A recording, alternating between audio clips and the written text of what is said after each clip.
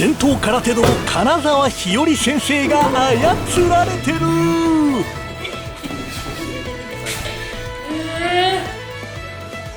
一体何が起きてるの？立った瞬間に変な安心感があるというか、危険を感じない。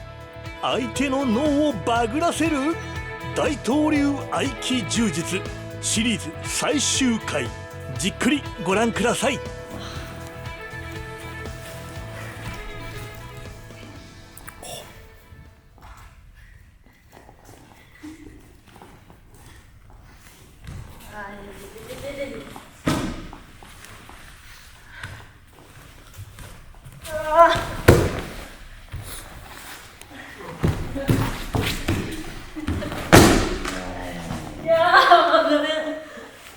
握ってもらって、今度はまた手と違って、これを体の延長線上だと思って、なるべくここですね、動かさないように操作をすることです。これをこうやってやりすると、グッと握って抵抗されると途端にかかないので、はい、ここは抵抗がなく上がるところなので、そこに向けて体を入れてあげる。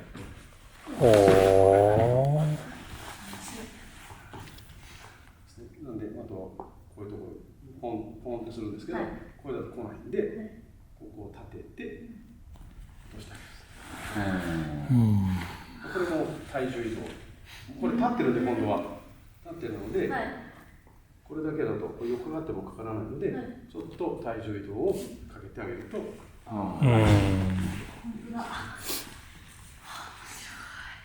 るほど。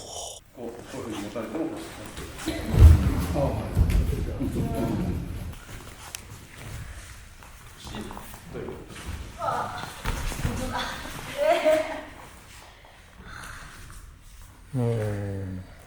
じだ。でもやってる。同じなんですよ。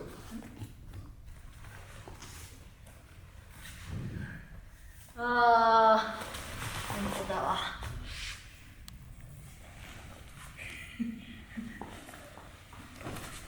起き上がれないな。はい。これは長い杖でも短い棒でもなくても同じような体の使い方をするというのの練習ということなんですね。そうですそうです。ですので、これも長くなった分、ちょっと難しくなりますけど、そこからそこまであるんで、なるべくこっちを動かさない。はい。で、動かして。操作ができるので。で、これ今片手でやってますけど、はい、本来両手使ってるんで、いいでしょうし、回してもいいでしょうし。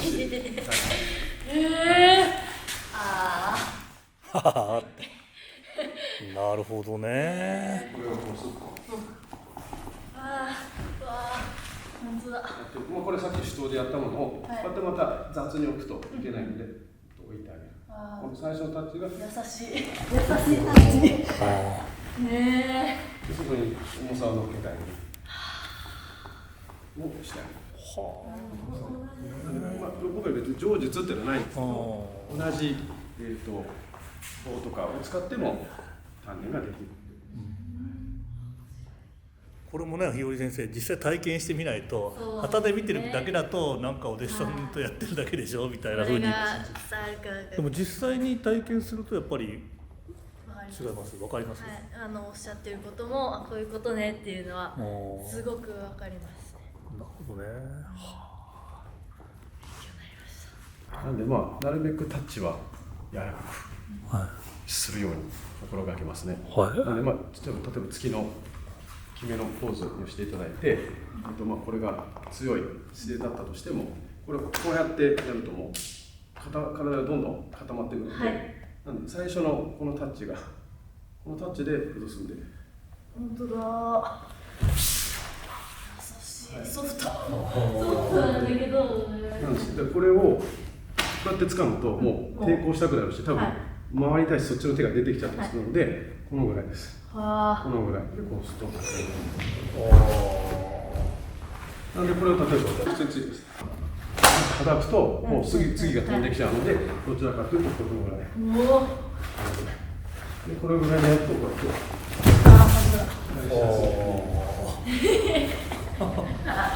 面白い。最初のタッチを間違える、例えば私は体でやってこうやってこういうふうにやってしまうと、もう次来ちゃうので、うわ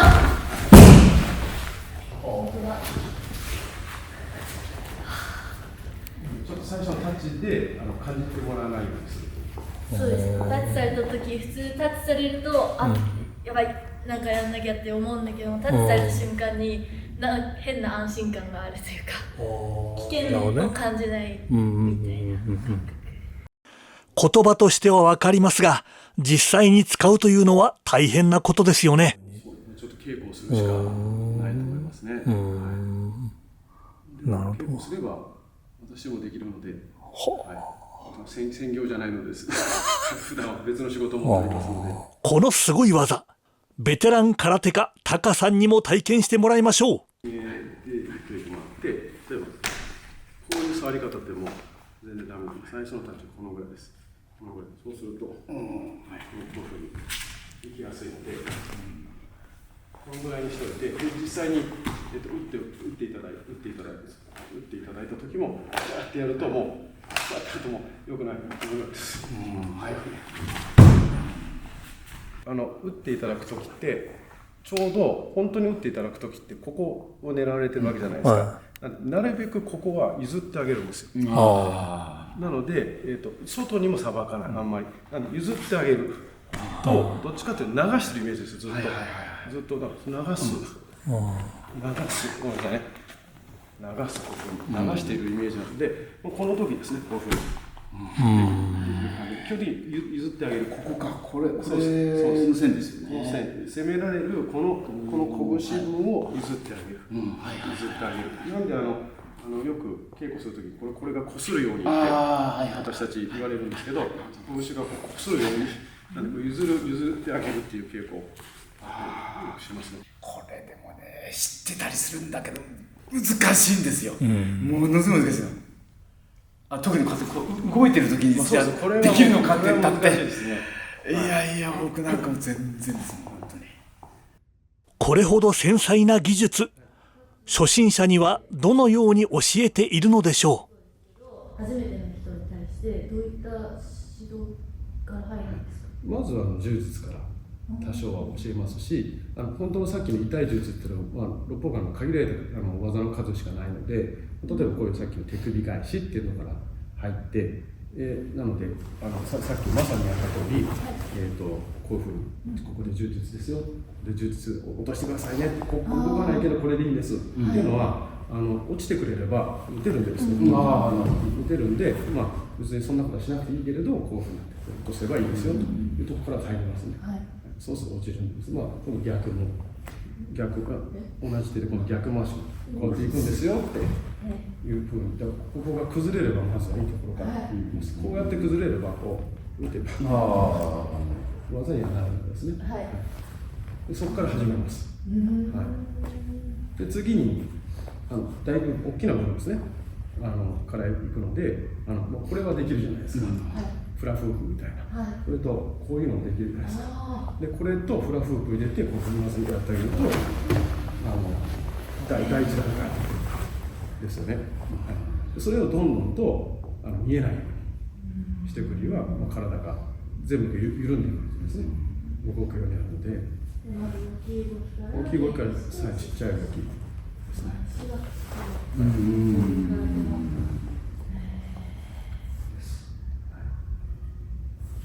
指先をよく使うので、握っていただいて、どうぞですよ、握っていただいて、押していただくじゃないですか。これは指が死んでるんでいけないんですが、指を生かすと、この一瞬だけ止まるんですよ。これがまた必要で、これが止まってるから、こうやって、例えばかけれたりするので、指先の使い方ですよね。なんですよ。ぐっと握って押していって、これが指一本一本動くと、これ中がひねれたりするので、指の中で動かせるのかとかっていうのをっていうのを判断していけばね。横から押していただいてですね。そう、何もしないともう押されそうなので、指をこうやって外させると一緒これで止まってるんですけど、この時に絵を描くわけですね。でそこに条件反射を起こしたい場合は、よく師匠も言ってましたけど、これが、70キロの速度で来てたら、私は100キロで行くと、例えばこれで、パンと切りますね。ここに行った時、僕が遅いとですね、ぶつかり負けするので、ちょっと早く行くんです。そうすると、接点をずらす。そうそれに指を生かしてあげる。ちょっとこう、生かしてあげると、そういうふうに、かかりやすくなる。そっか。わかります。わかるけどできない。そういうのも条件反射を一つ生み出す。わかりました。いや、それでいついちゃうんですよね、一瞬。そうです。逆もできて、はい、掴みにください。わかりました。こういうのも。今、わかりました。これね。こうやって、ちょっと、はい、して、こう。で、一瞬こう、あと止まる時があるんで、こういう時に技をかけちゃう。あと、こう抜かれちゃうっていう感じですよね、こっちがね。いやー。そういうのを、使ったりしながら、稽古します。山本先生は合気柔術をやられて、何年ぐらいなんですか？30年くらい。30年。まだお若いですよね、でもね。今年で49ですかね。ね、49歳で。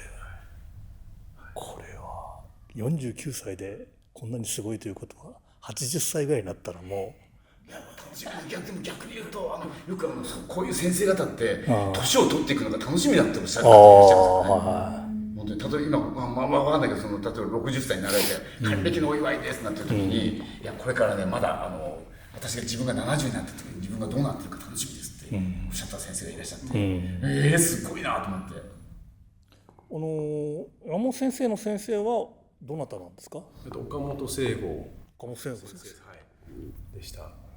岡本先生は山本先生が入門された頃に岡本聖吾先生はおいくつぐらいだったんですか？72だったと思います。その時72だったんだ。でも手を取って教えていただいたんですか？はい。岡本先生のポリシーがですね、道場に来られた方は全員手を取って指導されるということでしたので、逆に私たちも指導側にもありますので、道場に来られる方は全員の会員さんは手を取って指導しないといけないのでですね、それはそれで大変なんですけど、勉強にはなりますね。新しい人から古い会員さんまで。これ例えば一般の人とか新しい会員さんを募集したり教えるときに、護身術になりますとかダイエットになりますとか、とにかく試合に勝ちましょうとかね、いろいろなことを言うじゃないですか、いろんな武道団体って。この合気柔術っていうのはどういうところが魅力っていうか、人に伝える時にやってみないとかいう時にこういうことになりますよみたいな、今見てて非常にあんまり見たことがない複雑なものだなと思ったので、どういうふうにおっしゃられてます？どちらかストレス発散です。ストレス発散。稽古って2人1組の稽古というよりも一列に並んでいただいて、かかり稽古というか輪番稽古というか、前に先頭が1人いて順々にこう稽古を繰り返すので、さっき言ったタイミングを結構最初は重視して稽古をして、なるべくこう技をかかるタイミングを疑似体験してもらうことによって稽古していくので、これが楽しくて、その後汗かいて飲みに行くのが楽しいって人もいらっしゃいますし、飲むとね、これちゃう。そんなに一見運動量がないように見えるもんですから、ちょっと始めやすいですよとかですね、実は結構運動するんですけど、そういうアピールが多いかもしれないですね。この合気柔術は例えば空手とか柔道とか合気道とかいろんなものって大学とか高校の部活に入ってたりするじゃないですか。合気柔術っていうのはそういう部活とかもあるんですか？確か北海道の方では大東流発祥の地ですから、確か大学とかに合気道部じゃなくて大東流部なんですかね、大学でも部活があると聞いたことがありますけども、少なくとも私が関東のところであまり大学に大東流の部活があるというのはちょっと聞いたことがないですね。試合はないんですもんね。試合はないですね。すごい。やっぱ今ご自身ではこの今の武道武術界において大東流合気柔術っていうのはどういうポジションだというふうに感じてらっしゃいます？どういうふうに思われてるって感じてらっしゃいます？大統領は私たちの大統領はどちらかというと道場でする稽古ですから、またその実践を特に想定しているわけでもなくて、どちらかというと身体操作ですよねを主にやってる稽古ですので、あんま駆け引きとかが入ってくるとなかなか技もお互いにかけづらくなってきますから、攻める方は攻めると決めて、技をかける方は技をちゃんとかけるっていうのをちゃんとやり取りを決めた上でですねやる稽古ですので、どちらかっていうとあれじゃないですかね、身体操作を学ぶっていうところが多いかなと思います。しかし自分との体の対話なので、全然こういうのが動かなかったのも動くと、動いてきたとか、こういうのができるようになったとか、そっちの喜びですね。だからどっちかっていうと稽古来ると運動してスカッと爽快になりますけど、動かなかったとか動けなかったっていうモヤモヤ残りながらで飲みに行って忘れて戻ってくると。山本先生結構お酒飲むんですか？結構お酒好き仲間がそうなんですね。いいな素晴らしい。大体行きますね。でも飲みながらこうやってやったりするんでしょ？やりますね。やっぱやるんだ。それこそ師匠がですね、お酒を飲むとき外気上げ、人に継ぐとき外気下げ。それを繰り返してうまくなるよと言ったんで、それを聞いた人間は結構忠実に思ってました。はい、山本先生、本日ありがとうございました。黒帯ワールドは以前からご存知でした？はい、拝見しておりました。ありがとうございます。じゃあこの黒帯ワールドの人気者の高さんと両先生のことは、いえどうも見させていただいておりましたので、はい。今日手強いんだろうなと思って。手強い。手玉に取られた。日本の武道っていうのは何かしら昔から伝えられてきているものがあると思いますので、そういう心だとか技だとか、体を作りたいという方はまた一緒に稽古ができればなと思います。初登場ということで、ぜひまだまだでもね奥が深いと思いますので、第2回第3回とできればと思いますので、ぜひその際よろしくお願いいたします。お願いします。今日はありがとうございました。大東流合気柔術すごかったですね。山本先生ありがとうございました。